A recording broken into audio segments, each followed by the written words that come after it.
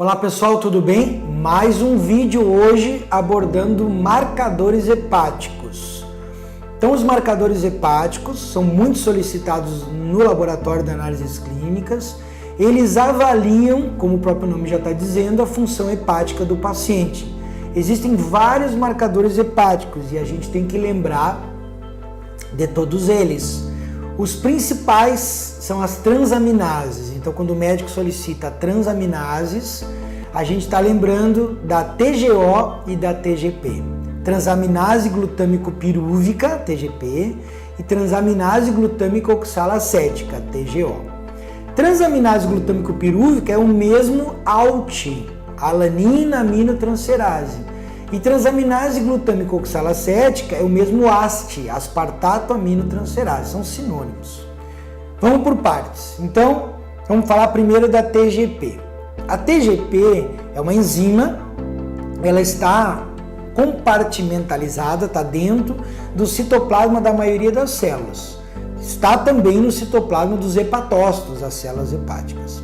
Quando eu tiver um dano superficial e leve no hepatócito, eu rompo aquela estrutura, aquele citoplasma, e o TGP, que é uma enzima compartimentalizada, ele vai para o sangue, elevando os níveis da atividade dessa enzima da TGP. Então, o TGP é um marcador hepático de dano mais superficial. Muito bem. TGP também se eleva, não é só fígado, em outras patologias, um infarto intestinal, um problema cardiológico, um dano cardiológico, um dano celular em geral, porque ela está no citoplasma da maioria das células, mas ela predomina muito no fígado. TGP lembra? Citoplasma. TGO também é uma enzima e ela se encontra na mitocôndria da célula. A mitocôndria é aquela organela responsável pela respiração celular, pela obtenção de energia da nossa célula. Então a TGO está lá dentro. Então veja bem, quando eu tenho um dano mais profundo, mais intenso, mais grave, eu destruo o citoplasma e eu destruo a mitocôndria. E aí eu libero a TGO para a corrente circulatória.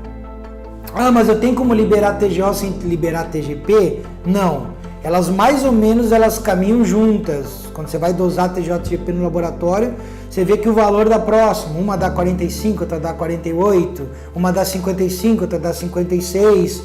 Elas são mais ou menos próximas. E esse índice TGP, TGO que o médico usa para avaliar qual é o dano do paciente e fazer a hipótese de qual patologia esse paciente tem. Então lembra, TGP, dano superficial, citoplasma. TGO dentro da mitocôndria, então dano mais profundo. Além das transaminases, a gente tem as bilirrubinas. As bilirrubinas, elas são compostas em três: bilirrubina total, bilirrubina direta e bilirrubina indireta. As bilirrubinas, na verdade, elas não são enzimas, elas são produtos metabólicos. Então, como assim? A hemácia, ela vive 120 dias, dentro da hemácia tu tem a hemoglobina. A hemoglobina ela é convertida em M. Quando ela é rompida, ela libera o M e a globina. A globina vira aminoácido, será reaproveitado no organismo, mas o M, ele, no sistema retículo endotelial, ele vira a biliverdina, pigmento verde, e a bilirrubina, um pigmento amarelo. Essa bilirrubina vai para a circulação, se une com a albumina e forma a bilirrubina indireta, que é lipossolúvel e apolar. Ela adora tecidos ricos em gordura, principalmente cérebro.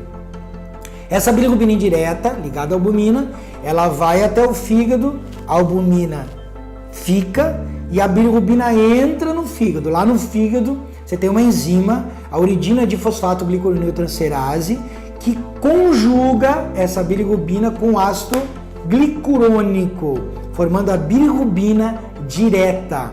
Essa sim é polar e hidrossolúvel. É essa que pode sair na urina quando eu tiver um dano hepático, porque ela é hidrossolúvel. E aí, essa bilirrubina direta ou conjugada, ela sai na vesícula biliar, cai no intestino, bactérias intestinais degradam a bilirrubina direta e formam o urobilinogênio. Esse urobilinogênio é formado pelas bactérias que estão no intestino. O urobilinogênio é convertido em estercobilinogênio, que dá a cor às fezes. É um pigmento marrom que dá a cor às nossas fezes. Eu não sabia, então é da degradação da hemácia que eu tenho o pigmento das minhas fezes? Exatamente. Esse urobilinogênio, 30%, 40% dele é reabsorvido, vai para o sistema renal e lá desprende um pigmento que é a urobilina, que é um pigmento amarelo que dá cor amarela à urina. Então veja, a cor das fezes e a cor da urina depende lá da destruição das hemácias e depende da bilirrubina. Tá, mas você falou do metabolismo da bilirrubina, da formação da bilirrubina. Por que ela é importante no laboratório? Porque se eu tiver um dano hepático, essa bilirrubina que está dentro do fígado, ela vai para a circulação, a bilirrubina direta, e eleva os seus valores. Então, no dano hepático, eu tenho elevação das bilirrubinas. Numa icterícia, o paciente fica todo amarelo. Por que ele está amarelo? Por causa da bilirrubina indireta. Então, numa icterícia, numa colestase, eu terei a bilirrubina indireta elevada. Numa icterícia neonatal, o bebezinho nasce todo amarelinho, a bilirrubina indireta dá alta, a bilirrubina indireta no cérebro causa o dano que é o kernicterus, um dano neurológico grave. Tem tratamento, certo? A fototerapia é o tratamento porque a bilirrubina indireta ela é fotossensível. Então, bilirrubina, marcadores hepáticos. E aí eu puxo o gancho para o sumário de urina. Se eu tiver urobilinogênio positivo, é um indicativo de que eu estou fazendo muita hemólise. Então, urobilinogênio positivo no sumário de urina indica hemólise intravascular. E se eu tiver bilirrubina na urina, a direta é a que sai, a indireta não sai. Se eu tiver bilirrubina direta na urina, indica o quê? Indica que eu tenho uma hepatopatia. Então, bilirrubinas são importantes para investigar, tanto sérica como na urina, através do teste químico urinário. Muito bem, gama-glutamiltransferase, a gama-GT, ela está localizada no canalículo biliar. Então, quando eu tenho um dano nesse canalículo biliar, uma colestase, um câncer, eu posso elevar essa gama-GT, que é uma enzima localizada neste local. Mas a gama-GT também é um marcador de exposição ao álcool, ao etanol. Então, quando eu entro em contato com um paciente que faz uso crônico de bebida alcoólica, a gama-GT desse paciente é mais alta. Ela só vai reduzir quando esse paciente ficar 1 mês de abstinência. Ela começa a declinar a partir de 1 mês. Então, gama-GT é muito solicitada na medicina ocupacional, para contratar o paciente, contratar o trabalhador, para verificar se ele faz uso de bebida alcoólica ou não. Gama-GT é um bom marcador da exposição ao álcool. Fosfatase alcalina é o outro marcador hepático. Também está no canalículo biliar, uma enzima importantíssima. Fosfatase alcalina, ela pode indicar um dano hepático, uma colestase, um câncer hepático, mas principalmente a fosfatase alcalina, ela não está só no fígado. A fosfatase alcalina também é expressa no osso. Então, uma criança em fase de crescimento, o laboratório tem que ficar atento. Criança com 13, 14 anos fazendo fosfatase alcalina, o valor pode dar até o dobro da referência. E dá alto porque o paciente está em fase de crescimento. É fisiológico, é normal. Grávidas, atenção, a placenta produz fosfatase alcalina. Então, a grávida ela tem um valor mais alto de fosfatase alcalina. O ginecologista até pede a fosfatase alcalina numa suspeita de aborto, que a fosfatase alcalina ela pode cair, indicando que a placenta não está mais viável.